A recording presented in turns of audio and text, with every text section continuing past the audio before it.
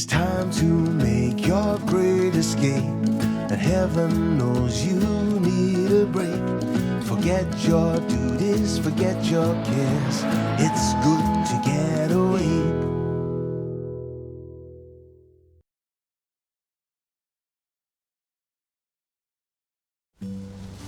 Welcome to Augusta Outdoors. There's a lot of things you might come across if you're hiking in the woods, and in a year like this one's been, with all the rain, all the plants are full, a lot of leaves. And sometimes when you get home, you have an itchy rash or something that you're not sure where it came from. And we're going to visit with Dr. Judy Gordon today. And she is a retired professor and biologist, but most importantly, a botanist.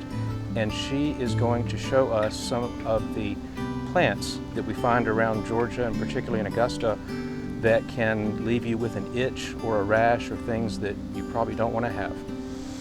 Judy, how are you? Hey, Rob. It's good to see you. Thank you for coming out and meeting with us today. I was looking at this pine here because it's got several things on it that you want to avoid. Obviously, the poison ivy, leaflets in three, 1, 2, 3. Okay. And then it has a vine that is hairy. Those are hairy roots that go up.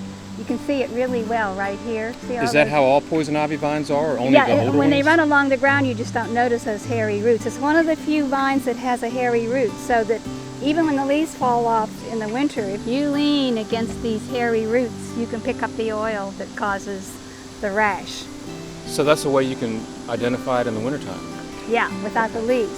So leaves in 3, it's poison ivy. This is Virginia creeper, and its leaves are in 5s, leaflets really, 1, 2, 3, 4, 5. Occasionally it'll lose a few, but you look around and you'll see it's in 5, and this is always in 3s. Okay. This can also cause some rash in some people, but not nearly as prevalent and rash causing as the poison ivy is. Yeah, this is probably the biggest villain of and not everybody's allergic. plants. So you don't want to handle this? Are you allergic? I'm very allergic. Yeah. I've learned the So hard am way. I. And where does poison ivy grow? Is it everywhere? Is it all the way It's in all most of environments? the states, yeah. And if it runs along the ground, they usually call it poison oak. And some botanists treat it as 2 separate species, some treat it as all the same. But when it runs along the ground, these leaves are a little more jagged, leaflets are a little more jagged along the edges. I've always heard that poison ivy can get you in a lot of different ways. As you mentioned, you can come up against it in the wintertime, the oil from the vines. What about burning it, cutting it? People cut it, they burn it, and if it's a still day and that smoke comes up, the oils are in the smoke, and if you're really sensitive and the smoke gets on you, you can get a rash from it. Or if you breathe it? Yeah, and that's happened to a few people who are extremely sensitive. Okay. And the other thing that's here, which can cause some nasty scarring if you get into a big patch, is this Greenbrier. The genus is Smilax. Smilax? Yeah, but see the thorns on it here? And it's funny because there's a creek in Columbia County and a school called Greenbrier, and this is the plant that it's named for, which I think is ironic. And does the plant have any other than just the cutting ability of the thorns? Does it have any oil or poison or anything? No, it's just the thorns. This part's edible, but you sure would have to collect a lot of it before you could get enough to eat. You sure would. And if you want to try it, it tastes a little bit like raw green beans. I'll pass. This is usually a huge patch, not just like a solitary one like this. This is cow itch. Cow itch? Cow itch. It makes a cow itch? Well, I know, but it can make people itch too. Most people do not have a reaction, but some people can. And farmers used to plant it along their fence rows. And then the cows would get in there and brush against it. And I don't think it causes any problems with the cows, but because they were in fields where the cows were, it got the name cow itch when people went in to bring the cows in for milking or whatever and got into the vine. Does it have a more common name, or is it just cow itch? Just cow itch. Okay. So.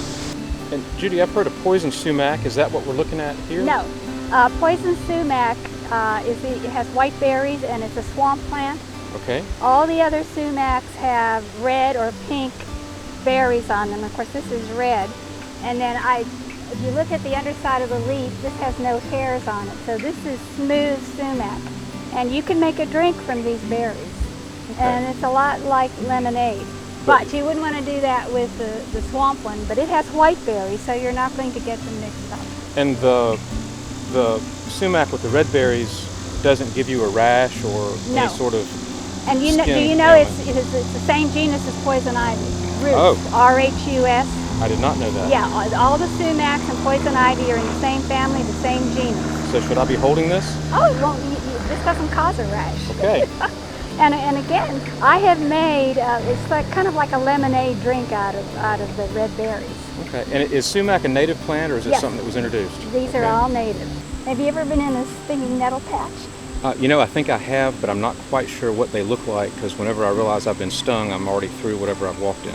The plant itself maybe gets about 2 feet high when it's mature, but there's nothing really characteristic of it other than it's got sort of heart-shaped leaves. But if you brush against any of it, you'll know, because it has little 1-inch hairs, maybe a little bit shorter, that are sort of like a hypodermic needle. And if you brush against them, the tip breaks off, and it releases this liquid that could cause a rash, and it gets really Like a chemical burns. burn? Yeah, it burns, and then it can get itchy. And it'll last for about a half hour before it finally lessens. But Rob, one of the things I like to point out is in the fall is pokeweed. Pokeweed? Yeah, Okay. because it has berries on it, and some people know that the ripe berries, which are dark, are edible, but the rest of the plant is poisonous. Some people make pies from the ripe berries, but the green ones are poisonous, as are all the parts of the plant, and so you need to know what you're doing when you decide that you're going to make something out of berries that you see around. Is poke the same thing as the poke salad you hear about in Yeah, songs? and in the spring, the leaves will still look like this, and you'll notice the stems are kind of red, so you can sometimes identify it if you have seen where it's growing in the fall. It sends up new shoots. Until they get about this high, you can fix them like you would fix spinach. Okay. But after they get higher than this, they start pulling stuff up from a huge tuber that's underground, and that has the poisonous material in it. Okay, it sounds like something to be, You have to know what you're doing. okay, fair enough. Obviously. Fair enough. The berries are pretty though. Do they stain if they Oh, smash do on your they shirt? ever? Yeah, look at this. and the Indians made a dye from this, and they could vary the color by changing whether it's acidic or basic. Okay. Now I'm going to have stained fingers the rest of the day. That's going to be your fault. Okay. I hope you enjoyed today's show, and if you liked what you saw, be sure to check us out on YouTube and subscribe if you'd like to be advised when new videos come out, and also please check us out on AugustaChronicle.com.